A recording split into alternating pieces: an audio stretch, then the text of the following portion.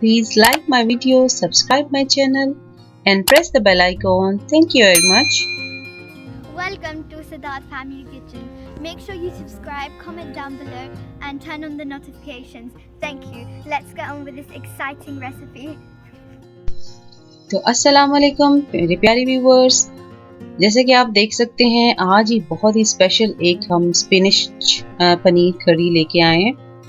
ये शाही पनीर है जो कि बिल्कुल एक ऑथेंटिक रेसिपी है। आप इसको step by step please follow करें। तो शुरू करते हैं अपनी मज़ेदार सी रेसिपी। इसके लिए मैंने एक लिया है सिर्फ लार्ज साइज़ का अनियन है। इसको बारीक बारीक चॉप करके चूल्हे पे रख दिया है और इसमें तकरीबन मैंने 4 टेबलस्पून ऑयल डाला है। कोई सा भी आप ऑयल यूज़ करें, कुकिंग ऑयल, आप वेजिटेबल, सनफ्लावर, ऑलिव ऑयल, घी चाहें कुछ भी यूज़ करें। इसको हम फ्राई कर लेंगे और साथ ही मैं दिखाती चलूँ, ये मैंने लिया है तकरीबन 400 ग्राम मेरे पास स्पिनिच है यानी पालक फ्रोज़न। ये हो गए हैं गोल्डन फ्राई हमारे प्याज। इसमें 1 टेबलस्पून भर के मैंने जिंजर गार्लिक पेस्ट डाल दिया और इसको फ्राई कर लिया।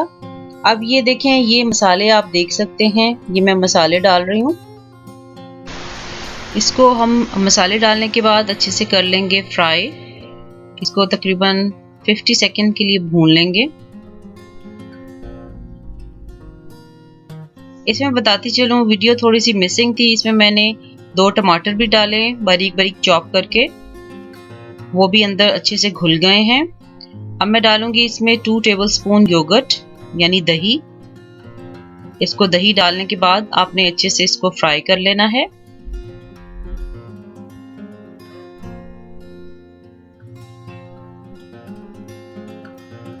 दही डालने के बाद देखिए मसाले का किस कदर खूबसूरत कलर हो गया है।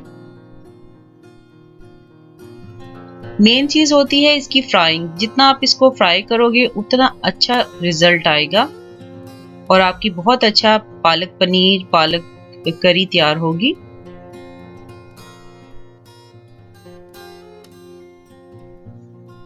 ये इसको देखिए फ्राई करने के बाद देखें साइडों ने जो है वो ऑयल जो है वो छोड़ दिया है और एक बड़ा ही बेहतरीन अरोमा पूरे किचन में फैला हुआ है।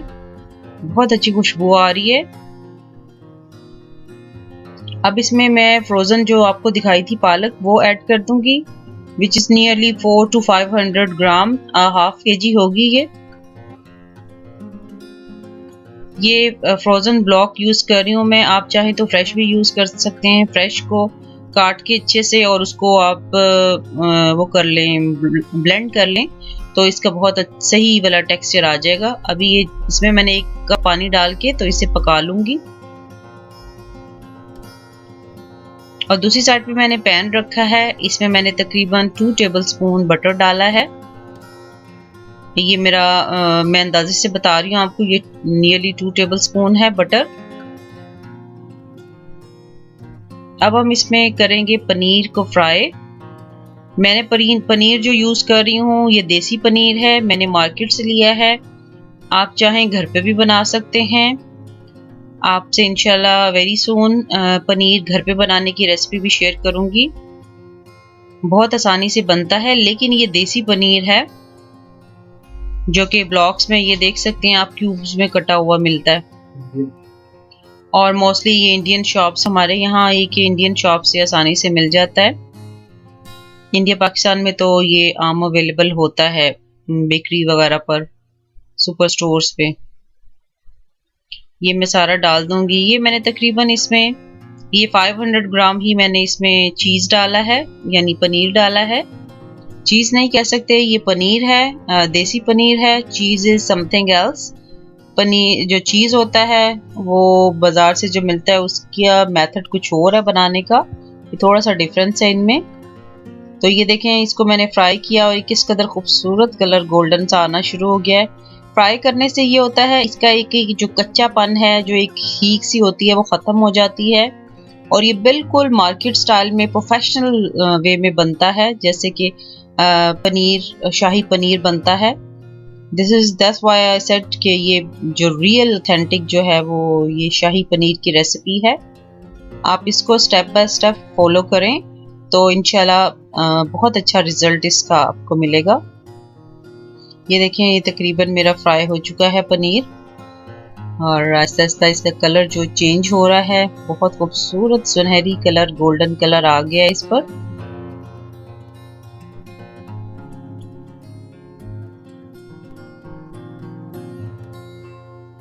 और बहुत प्यारी खुशबू किचन में फैली हुई है। पनीर की एक अपनी खुशबू है।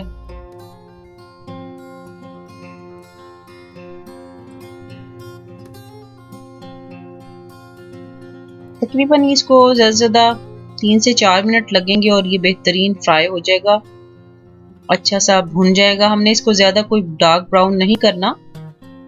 ये देखिए फ्राई हो चुका है, हमें इतना ही इसका रिजल्ट चाहिए,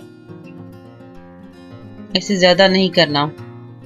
अब मैंने पास ही एक प्लेट रखी है, तो ये मेरा डन हो गया है।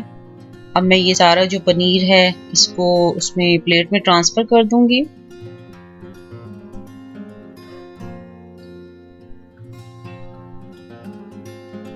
ये सारा प्लेट में मैंने ये बटर समेत ही डाल दिया, क्योंकि मैं बाद में तड़का नहीं लगा रही, क्योंकि तड़के से ये होता है फिर और एक्सेसिव ऑयल इसमें शामिल होता है। अब हम क्या करेंगे कि जो पालक है हमारी कुक हो चुकी है, मैंने 1 गिलास पानी डाल के इसे पका लिया था। कोई सा भी हैंड ब्लेंडर ले लें या कोई डोई इस तरह की ले लें, जो लकड़ी की डोइयाँ होती हैं, चम्मच होते हैं, उससे इसको ब्लेंड कर लें। लेकिन मैं हैंड ब्लेंडर यूज़ कर रही हूँ, और इससे ये है कि बहुत अच्छी सी एक स्मूथ सा इसका टेक्सचर आ जाएगा जैसा रिक्वायर्ड है। क्योंकि मैंने टमाटर भी डाले थे ना इसमें, तो वो अच्छी तरह से एक ही यकजान तैयार हो जाएगी करी हमारे पास। तो ये देखें, ये बड़ा ही ज़बरदस्त ये देखें ब्लेंड हो गया है, और बहुत ही प्यारा सा एक वो आ गया टेक्सचर। देख सकते हैं आप, इतना खूबसूरत स्मूथ टेक्सचर तैयार हुआ है। अब स्टेज पे जो है पनीर जो मैंने फ्राई किया था वो मैं इसमें ऐड कर दूंगी।